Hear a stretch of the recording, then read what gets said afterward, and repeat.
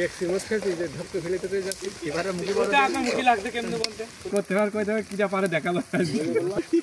বলতে দাদা ডান্স না কিনে বস্তা ধরে তুমি কই লাগবে গলানো যায় না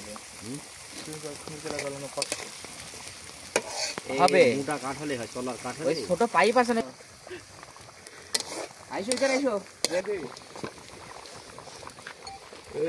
এই যে আমি কোন দিন 3 মিনিটে ব্লগ বানানো নারেন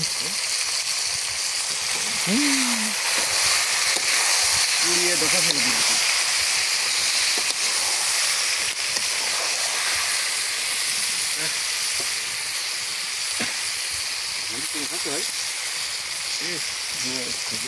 নারেন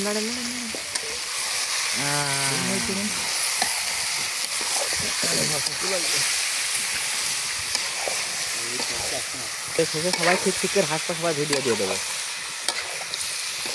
দিয়াই দিয়াই মিত্র টাকা তো 1 নম্বর রাধুনি ভালো করে টাকা না ভাই এদিকে টাকা ভালো করে টাকা যাও দিয়া